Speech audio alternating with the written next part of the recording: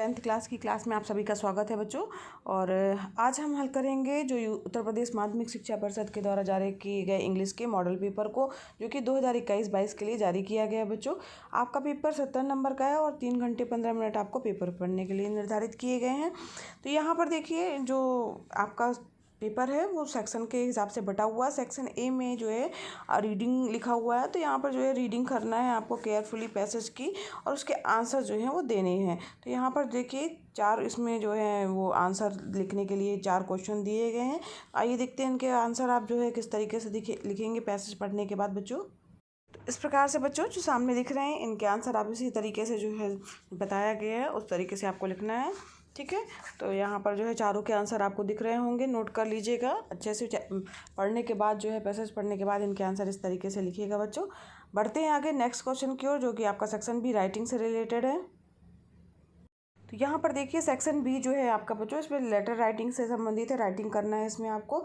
यहाँ पर देखिए लेटर लिखना है आपको to your friend to invite him to on your birthday party, या तो फिर एप्लीकेशन लिखना है अपने प्रिंसिपल को फॉर इशूइंग टीसी, ठीक है। तो ये ट्रांसफ़र सर्टिफिकेट के लिए, तो इन दोनों में से या तो आप एप्लीकेशन भी लिख सकते हैं या तो फिर आप जो है लेटर लिख सकते हैं अपने फ्रेंड्स को। तो इन दोनों में से ऑप्शन है, दोनों ही आप तैयार कर लीजिएगा, दोनों ही प्रश्न इंपॉर्टेंट है। आइए देखते हैं किसी एक को लेकर के चलते हैं। तो बर्थडे पार्टी वाला किस तरीके से आप लिख सकते हैं, ऊपर जो है बच्चों एड्रेस लिख दीजिएगा। इसके बाद फिर अगर दिया होगा तो अगर पेपर में दिया तो वैसे ही लिखना है, बाकी इस तरीके से आप लिख सकते हैं, ठीक है। इनवाइट करने के लिए जो टाइमिंग अगर मान लीजिए दी है या समय दिया है या तो फिर क्या कहते हैं स्थान वगैरह दिया, तो उसको मेंशन करते हुए आप अपना लेटर लिख सकते हैं। लास्ट में जो है वो आप अपना लास्ट में रोल नंबर लिखिएगा। अगर कोई नाम दिया है तो ये आपको नाम लिखना है, नहीं तो लास्ट में आपको रोल नंबर लिखना है, ठीक है। तो इस प्रकार से आप अपना बर्थडे के लिए, इन्विटेशन के लिए, अपने फ्रेंड्स के लिए लेटर लिख सकते हैं। नेक्स्ट बढ़ते हैं नेक्स्ट प्रश्न की ओर। तो यहाँ पर सेक्शन बी का बच्चों दूसरे क्वेश्चन के बाद तीसरा क्वेश्चन जो है वो आपको या तो जो आपको रिपोर्ट लिखनी है। यहाँ देखिए तीसरा प्रश्न जो दिया गया है, right a report on Republic day celebration in your school. तो यहाँ पर 60 से 80 शब्दों के बीच में लगभग आपको लिखना है। उसमें क्या क्या चीज़ें लगभग होनी चाहिए वो भी मेंशन किया गया है, ठीक है। तो यहाँ पर देखिए इन पॉइंट पर जो है आपको लिखना रहेगा, या तो फिर अथवा दिया है तो मतलब ये है कि या तो आप ऊपर वाला कीजिए या तो नीचे वाला आपको करना होगा। तो यहाँ पे right an article on the importance of morning walk in about 60 to 80 words, ठीक है। तो यहाँ पर आपको उसके बारे में भी लिखना है। यहाँ पे पॉइंट्स आपको दिए रहेंगे, उसी को जो है डिस्क्राइब करके आगे लिखना है। तो दोनों में से किसी भी एक पर आप लिख सकते हैं। तो चलिए हम रिपब्लिक डे वाला देख सकते हैं अपने।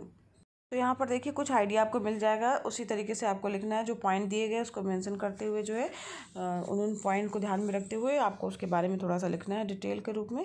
तो यहाँ पर जो है आप इसको लिख सकते हैं रिपब्लिक डे के बारे में, सेलिब्रेशन के लिए कि आपके स्कूल में किस तरीके से मनाया गया, ठीक है, 26 जनवरी का। तो उसके बारे में आपको लिखना रहेगा। इसके बाद नेक्स्ट प्रश्न की ओर बढ़ते हैं बच्चों। तो यहाँ पर देखिए इसके पूरा कंप्लीट जो है इस तरीके से स्वीट डिस्ट्रीब्यूशन तक जो है आपको लिखना है पूरा। तो उस वहाँ तक जो है कंप्लीट करने के बाद जो है आपका ये कंप्लीट हो जाएगा। इसके बाद नेक्स्ट प्रश्न की ओर बढ़ते हैं।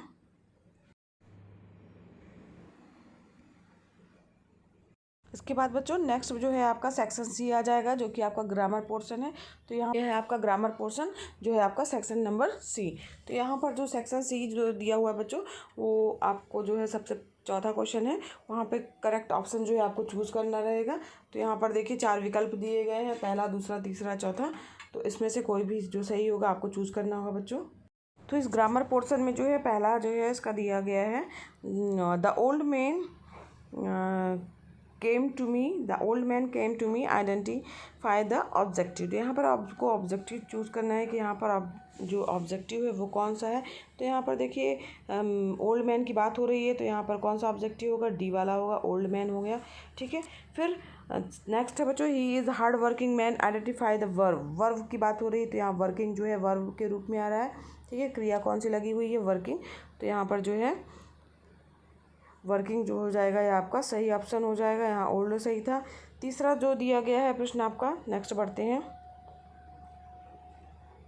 यहाँ देखिए बच्चों तीसरा जो प्रश्न आपको दिख रहा होगा, the noun form of strong. तो यहाँ पर उसका ये क्या हो जाएगा, स्ट्रेंथ हो जाएगा, डी वाला विकल्प सही हो जाएगा। चौथा दिया है, he is worried blank the examination. तो अबाउट द एग्जामिनेशन, सी विकल्प इसका सही हो जाएगा। नेक्स्ट बढ़ते हैं। पाँचवा जो दिया गया है, पाँचवा प्रश्न जो दिया गया है इसमें भी जो है चेंज करना, I will not go with you, तो change into past perfect tense, तो यहाँ पर इसका हो जाएगा आई हैड। ठीक है, पास्ट परफेक्ट के लिए जो अगर लगेगा तो हैड लगेगा, तो I had not gone with you. ठीक है, तो ये हो जाएगा इसका पाँचवें का आंसर। अब नेक्स्ट प्रश्न जो है वो आपको चेंज करना है फॉलोइंग सेंटेंस को, या डायरेक्टेड इन द ब्रैकेट्स, जो जिस तरीके से लिखा गया है ब्रैकेट के अंदर उसी तरीके से आपको जो है उनको फॉलोइंग्स को चेंज करना है। तो हरी सेड टू मी, और क्या कह रहा है क्या कि why did you do it.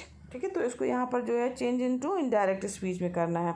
इसी तरीके से नेक्स्ट है who is written a letter, sorry who is writing a letter, change into passive voice में करना है। तो इनको देखते हैं बच्चों किस तरीके से आप चेंज करेंगे। तो यहाँ पर देखिए इस तरीके से आपको चेंज करना है, Hari asked me why I had done it. ठीक है, फिर इसके बाद यहाँ हो जाएगा by whom the letter is written, second का हो जाएगा। फिर तीसरे का इसी तरीके से ये हो गया, चौथे का ये हो जाएगा, और यहाँ पर जो है कंप्लीट करना है स्पेलिंग के लिए। ठीक, और तो यहाँ पर जो है ये पांचवा जो है आपका स्पेलिंग कंप्लीट हो गई। तो इस प्रकार से इसके आंसर है बच्चों, देख लीजिएगा, समझ लीजिए। आगे नेक्स्ट बढ़ते हैं नेक्स्ट प्रश्न की ओर, छठवें प्रश्न की ओर बच्चों। जो 6 नंबर का क्वेश्चन है बच्चों आपका, वो ट्रांसलेट करना है उसको इंग्लिश में, हिंदी में दिया गया है, तो यहाँ से यहाँ तक का पैराग्राफ है। छठवां प्रश्न जो भी आएगा बच्चों आपको ट्रांसलेट करने के लिए ही आएगा, 5 नंबर इसके लिए निर्धारित हैं।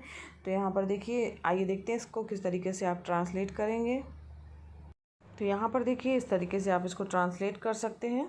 ठीक है, तो ये इस तरीके से आप अपना ट्रांसलेशन इसमें जो है बच्चों कर सकते हैं। पूरा यहाँ से यहाँ तक जो है ट्रांसलेट करके दिया गया है। और अगर वीडियो आपके लिए हेल्पफुल लग रहा हो, पसंद आ रहा हो, तो लाइक कर दीजिएगा, शेयर कर दीजिए, और साथ ही बच्चों सब्सक्राइब भी कर दीजिएगा। बढ़ते हैं नेक्स्ट प्रश्न की ओर। अब नेक्स्ट है बच्चों आपका सेक्शन डी, जो कि आपके लिटरेचर पोर्शन से संबंधित है। तो यहाँ पर देखिए 7वां प्रश्न जो रहेगा आपका, वो पैसेज दिया रहेगा, और उसको पढ़ने के बाद जो है उसके आंसर जो है वो देने होंगे। तो यहाँ पर देखिए 4 नंबर का क्वेश्चन आएगा, दो जो है प्रश्न के नंबर। तो यहाँ पर देखिए इसको पढ़ करके आपको ये दोनों आंसर जो है लिखने हैं, आप लिख लेंगे। नेक्स्ट बढ़ते हैं 8वें प्रश्न की ओर। 8वां प्रश्न जो है आपका बच्चों, यहाँ पर जो है वो 60 शब्दों में आपको लिखना है। ठीक है, क्वेश्चन के आंसर भी पहला और दूसरा 2 इसके आंसर दिए गए हैं। तो ये लिटरेचर का पोर्शन है, तो इसमें जो है चैप्टर आपने पढ़ा होगा उसी से रिलेटेड जो है आपको प्रश्न पूछे जा रहे हैं। आइए देखते हैं इनका आंसर किस तरीके से लिखेंगे बच्चों।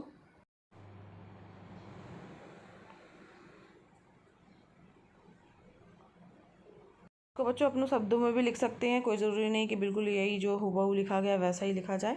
ठीक है, अगर वीडियो पसंद आ रहा हो तो लाइक शेयर सब्सक्राइब करना मत भूलिएगा बच्चों। अब बढ़ते हैं 9वें प्रश्न की ओर, जो है आपका 2 क्वेश्चन करने हैं बच्चों आपको। यहाँ पर 3 दिए हैं, कोई से भी आप 2 कर सकते हैं, जिसमें 25 शब्दों में आपको उनका आंसर देना है। तो यहाँ पर सेकेंड नंबर का और थर्ड नंबर का जो है आंसर किया गया है, आप देख सकते हैं, उसको लिख सकते हैं। नेक्स्ट प्रश्न की ओर बढ़ते हैं, जो कि आपका मैच करना है, ए और बी जो 2 लिस्ट दी गई हैं उसमें आपस में उनको मैच करना है। तो इस प्रकार से बच्चों जो आपको सामने दिख रहा है मैच कर सकते हैं लिस्ट ए में से लिस्ट बी को। ठीक है, तो यहाँ पर जो है आपने मैचिंग कर ली। इसके बाद बढ़ते हैं नेक्स्ट प्रश्न की ओर, जो कि है आपका 11वां प्रश्न। तो यहाँ पर देखिए जो 11वां प्रश्न है बच्चों, इसके आंसर दिए गए हैं आपको। तो यहाँ पर देखो इस तरीके से आपको इनके आंसर दोनों के लिख लेने हैं। ठीक है, 12वां प्रश्न भी बच्चों, उसमें यहाँ पे सेंट्रल आइडिया लिखना है of one of the following poem. तो यहाँ पर उसका जो पोएम है आपकी, उसका सेंट्रल आइडिया आपको लिखना है। तो जिस तरीके से बताया गया है उस तरीके से 2 यहाँ पर दिए गए हैं, उसमें से जो है कोई भी एक क्वेश्चन कर सकते हैं, अथवा में भी इसमें दिया गया है। ठीक है, या तो फिर आप 4 line from the one of the poem given in your text book. ठीक है, यहाँ पर जो है क्वेश्चन पेपर में वो वाली जो है पोएम के जो लाइनिंग है वो नहीं आई हो, वही वाली लिखनी है आपको। तो यहाँ पर देखिए 2 में से कोई भी जो है आपको सेंट्रल आइडिया दोनों में से किसी एक का लिख सकते हैं, या तो फिर 4 लाइन लिख सकते हैं पोएम की जो आपके बुक की हो। तो नेक्स्ट क्वेश्चन की ओर बढ़ते हैं बच्चों। 13वां प्रश्न जो है आपका, यहाँ पर 13वां प्रश्न जो है आपका बच्चों, उसमें यहाँ पर 2 जो है क्वेश्चन दिए गए हैं, जिसमें 25 शब्दों में आपको आंसर लिखना है, जो कि आपके लिटरेचर की बुक से ही संबंधित है, चैप्टर से संबंधित है। तो इनके आंसर बच्चों इस तरीके से आप लिख सकते हैं, सामने दिख रहे होंगे उनके आंसर लिखे हुए। अपने शब्दों में भी बच्चों लिख सकते हैं, कोई ज़रूरी नहीं है यही आंसर लिखिए आप। अब बढ़ते हैं आगे की प्रश्न की ओर बच्चों। तो 14 नंबर का जो क्वेश्चन दिया गया है यहाँ पर, उसके में सब दो जो दिए गए हैं उसमें से यहाँ देखिए पहला और दूसरा दो दिए गए हैं, कोई भी एक जो है उसको करना है और साथ ही साथ 60 वर्ड में जो है इनका आंसर लिखना रहेगा। आइए देखते हैं कैसे लिखेंगे आप बच्चों। यहाँ देखिए इस तरीके से आप इसका आंसर जो है वो लिख सकते हैं, अपने शब्दों में भी बच्चों लिख सकते हैं, कोई ज़रूरी नहीं है कि आप यही लिखें, ठीक है। इसी तरीके से जो बच्चों कोई एक लिखना था तो एक हमने कर दिया, दोनों आप तैयार कर लीजिएगा बच्चों, दोनों के उत्तर आपको ज़रूरी है, दोनों ही तैयार कर लीजिएगा। फिर 15 नंबर का क्वेश्चन दिया है, यहाँ पर ट्रू और फॉल्स आपको बताना है। तो पहला आपका फॉल्स है, दूसरा वाला आपका ट्रू है, ठीक है। नेक्स्ट प्रश्न की ओर बढ़ते हैं बच्चों। तो ये 15वां प्रश्न बच्चों आपका जो दिया गया है वो यहाँ पर देखिए, ट्रू फॉल्स के बाद यहाँ पर बी वाला जो पार्ट दिया गया है वो आपका दिया गया है, इसमें से जो है मोस्ट सुटेबल जो है उसको जो है कंप्लीट करना सेंटेंस को, उसको चूज़ करते हुए, ठीक है। तो यहाँ पर पहले वाले में आपका सी विकल्प सही हो जाएगा, ठीक है, और दूसरे वाले में जो है वो राधा, ठीक। तो इस प्रकार से इन दोनों के आंसर हो गए बच्चों। तो इस प्रकार से ये दोनों आंसर सही वाले आप केवल आपको आंसर ही लिखने हैं, क्वेश्चन बताने की ज़रूरत नहीं है बच्चों। तो इस प्रकार से बच्चों ये आपके मॉडल क्वेश्चन पेपर का हल भी हो गया है, जो कि आपका उत्तर प्रदेश माध्यमिक शिक्षा परिषद के द्वारा जारी किया गया मॉडल पेपर है। सारे प्रश्न बच्चों इंपॉर्टेंट है, सारे क्वेश्चन तैयार कर लीजिएगा। मॉडल पेपर से जो है बहुत सारे क्वेश्चन जो है वो आ जाते हैं, तो उनको निश्चित रूप से आप पढ़ लीजिएगा। अगर ये वीडियो आपके लिए हेल्पफुल लगा हो तो लाइक ज़रूर करिएगा, चैनल पर नए हैं सब्सक्राइब कीजिए बच्चों, साथ ही बेल आइकन भी प्रेस कीजिएगा ताकि आपको नए वीडियो का नोटिफिकेशन सबसे पहले मिले। मिलते हैं बच्चों नेक्स्ट वीडियो क्लास में। Thank you.